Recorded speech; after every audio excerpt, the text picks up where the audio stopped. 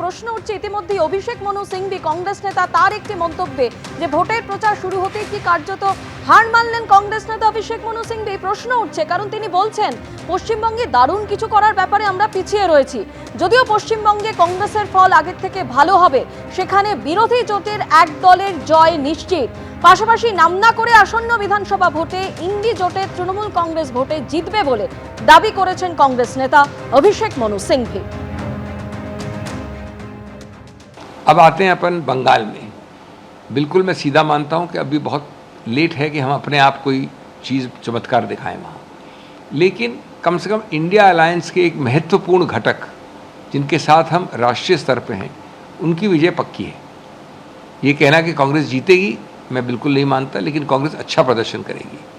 किस रोल में करेगी, गठबंधन होगा नहीं होगा, ये बात की बात है, ये मेरे कहने की बात नहीं है। लेकिन बीजेपी ने जितना हल्ला किया है वहाँ, जितना आपके सामने बार बार डींगे मारी हैं, पिछली बार आपने देखा कि सब लोग सोचते थे कि 210 215 की जो घोषणा बार बार माननीय अमित शाह जी ने की तो होने वाली है।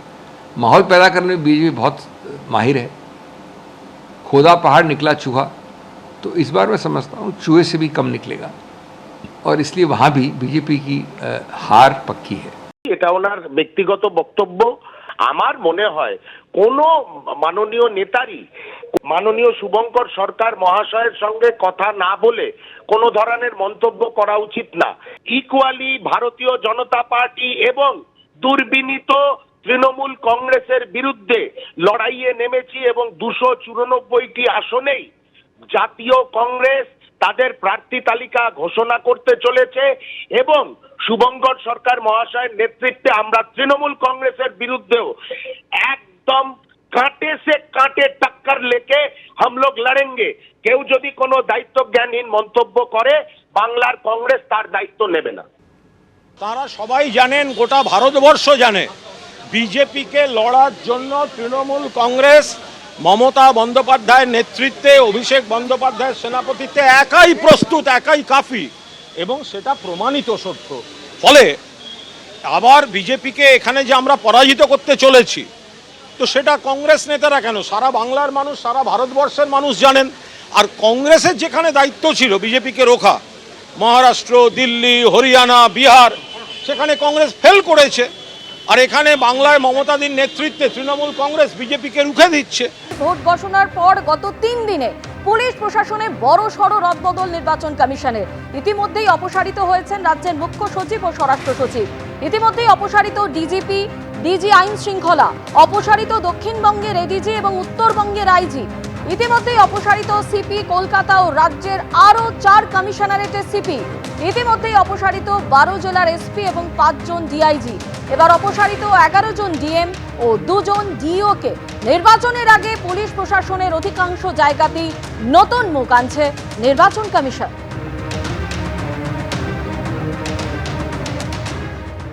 ডিএম চেঞ্জ নির্বাচনের ক্ষেত্রে অত্যন্ত গুরুত্বপূর্ণ। তার কারণ কি? তার কারণ হচ্ছে ডিএমরা ক্ষমতা বলে ডিইও অর্থাৎ ডিস্ট্রিক্ট ইলেকশন অফিসার। জেলার যাবতীয় নির্বাচন পরিচালনার দায়িত্ব এই ডিইওদের ওপর থাকে।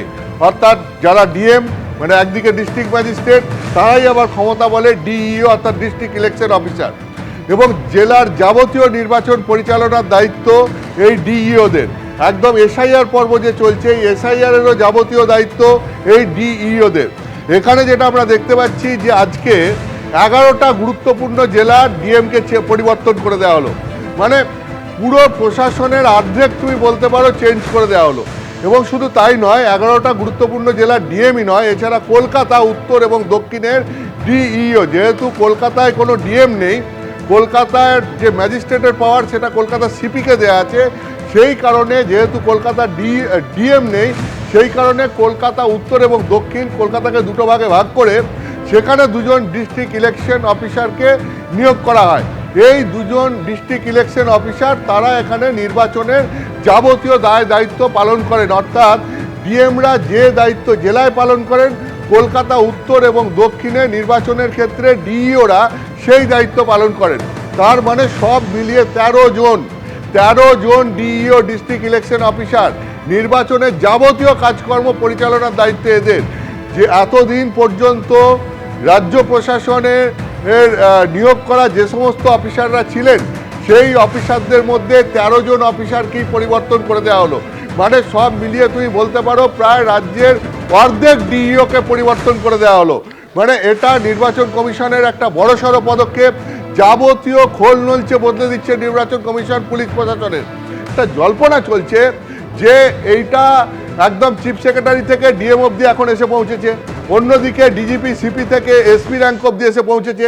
এখানেই এটা থামবে না, এরপরে ডিএম এবং এসপির এই পিরামিড স্ট্রাকচারের মধ্যে নিচের দিকে যে সমস্ত অফিসাররা রয়েছেন, অর্থাৎ এসডিও বিডিও প্রশাসনের দিক থেকে, পুলিশের দিক থেকে এসডিপিও ডিএসপি থেকে আইসি ওসি, এই সমস্ত পর্যায়েও ব্যাপক রদবদল হতে পারে এরকম একটা জল্পনা চলছে।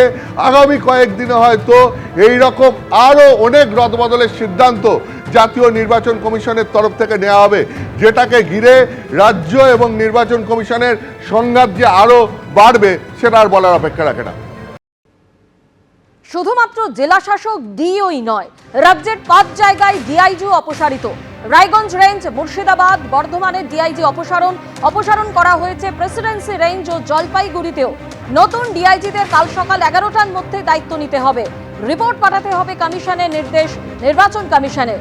রায়গঞ্জ রেঞ্জের নতুন ডিআইজি অমিত কুমার ভরত রাথোর, মুর্শিদাবাদের নতুন ডিআইজি অজিত সিং যাদব, বর্ধমান রেঞ্জের ডিআইজি শ্রীহরি পাঞ্জে, প্রেসিডেন্সি রেঞ্জের নতুন ডিআইজি কঙ্কর প্রসাদ বারুই এবং জলপাইগুড়ি রেঞ্জের নতুন ডিআইজি অঞ্জলি সিং।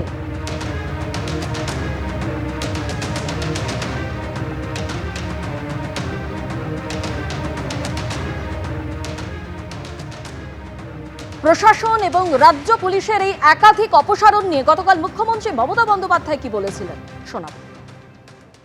মধ্যরাত্রে বিজেপির কথায় গুপ্ত তাণ্ডব, এসব করেও বিজেপি কিছু করতে পারবে না। আর এইভাবে সবাইকে চেঞ্জ করে, যাদের চেঞ্জ করে যায় প্রত্যেকে এফিশিয়েন্ট যোগ্য অফিসার, এবং তারাই কিন্তু আগামী দিন কাজ করবে। এবং যাদের চেঞ্জ করেছে তার খেলাও আমরা জানি, অঙ্কটাও আমরা জানি। আশা করি যারা বাংলায় ভালোভাবে কাজ করবে তারা আমাদের সাথে থাকবেন।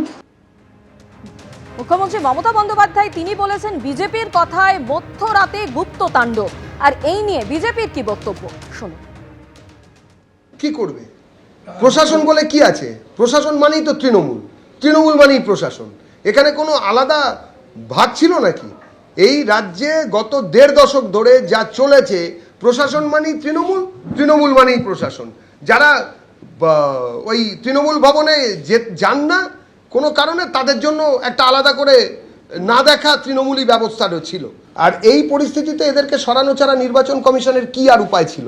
আমরা কমিশনের সিদ্ধান্তকে স্বাগত জানাচ্ছি, কিন্তু পাশাপাশি এটাও বলছি যে সন্ত্রাসমুক্ত ভোট পশ্চিমবঙ্গবাসীকে উপহার দেওয়া কমিশনের দায়িত্ব এবং কর্তব্যের মধ্যে পড়ে, সেটা দিতে হবে।